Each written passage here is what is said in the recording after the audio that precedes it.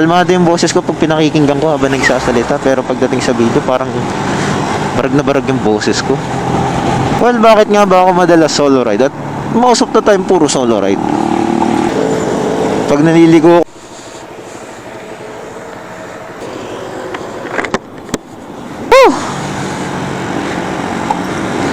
So, what's up guys? Boss, hindi nga pala ito muli nagpapakalala. And for today's video, toinks. Tayo ngayon, along Marilaca Highway. Sad to say, bigla ako nawala ng busina. Pero dalawang bagay yung pinag-iinalaan ko dito eh. It's either nabasa talaga siya, nababad ng ulan. Kasi biglang lumakas ng ulan kahapon, tapos hindi ko natakpan yung gawing dito sa may manibela. So, baka pinasok ng tubig. Pangalawa, baka napaglaruan, napagtripan. Ayun yung pangalawa sa inala ko. Pero sayang naman kasi nandito na ako eh. Sayang naman kung di ko pa itutuloy. Ito Monday holiday, solo ride, tinanggal ko yung top box hanggang lang sa pakiramdam. Woo!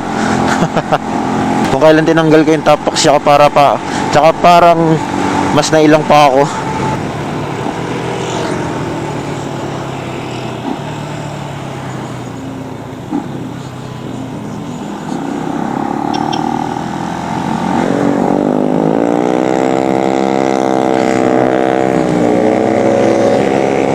So mas nasanay na kasi akong ginagamit ko to na may top box. Kaya ngayon pakiramdam ko gaan.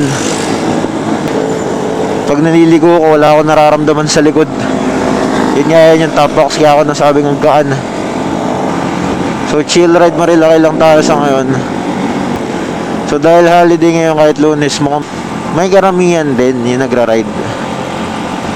Tapos ito yung aberyang inasangkutan ko ngayon, wala akong busina, nawalan. Yun nga yung tulad na nabanggit ko kanina sa inyo. So meron din pala ako nakitang mga classic riders kanina dun sa Shell Buso-Buso. Share ko lang.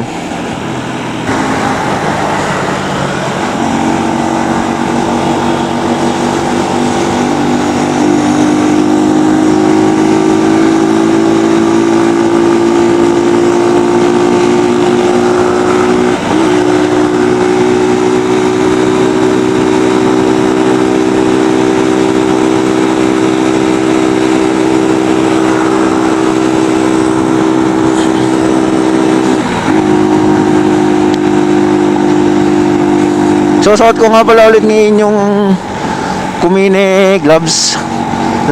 Tapos suot ko, sana nakita sa camera. Salamat sa misis ko. Shoutout sa'yo. Hey.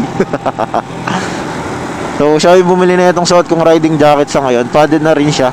May pagka mesh type pero halo ng parang kordura na tela.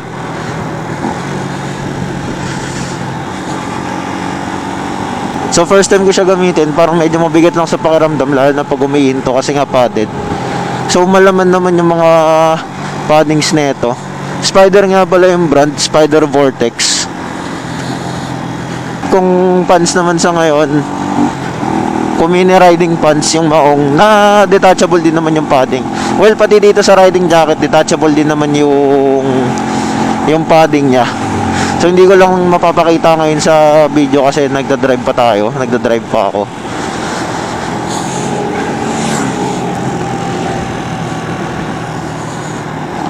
So pangharapan lang kasi talaga yung meron akong camera ngayon. Tapos more on cellphone na lang yung ginagamit ko. So sa mga ganitong ride, yung Freedcon R3 naman yung gamit ko. So wala naman akong hinahabol na oras ngayon, pero bala ko lang talaga ngayon is half day ride. Tanghali dapat makauwi na ako. So medyo late na rin pala ako nag-take off. Patingin ko rin ang oras. Alas 6 ako umalis ng bahay. Tapos nakarating ako ng Shell Buso-Buso mga 6:45 or 7. Tapos doon na rin ako nagpa-full tank. Tapos doon na rin ako nag-almusal. So paunahin na natin sila.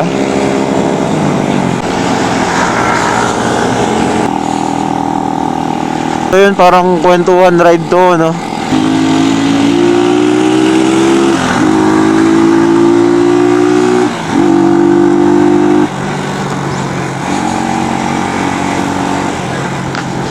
Chill ride lang muna, pantanggal lang na angkat at saka para matesting tong biniling jacket sa akin ng misis ko.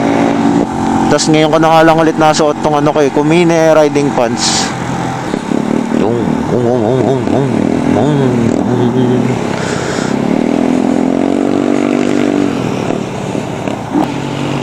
best palakbay. Well, bakit nga ba ako madalas solo ride? At most of the time, puro solo ride. First of all, ay conflict of schedules. So, yung schedule namin ng mga katrabaho ko at ng kaibigan ko is hindi kami nagkakatagpo-tagpo. Usually, nakakapag day off ako or rest day kapag weekdays.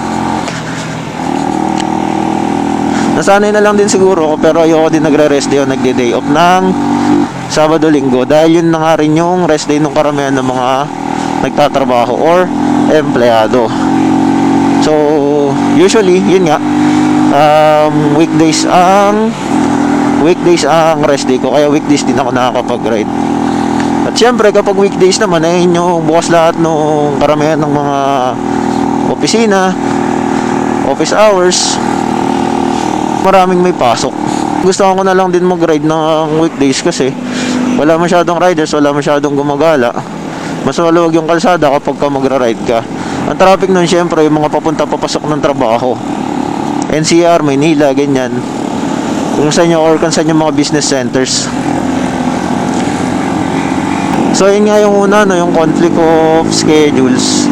Pangalawa, siguro wala akong sinasabihang motorcycle group na active na nagra-ride, or usually meron silang mga sineset na rides.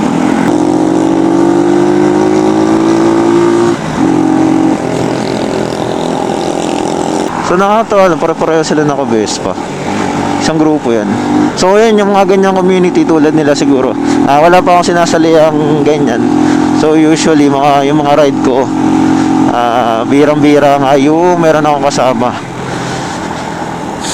Bilang pa lang sa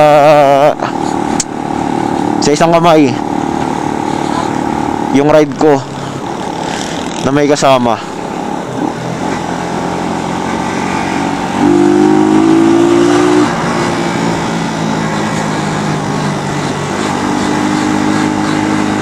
So wala pa rin akong busina, walang yan naman, no.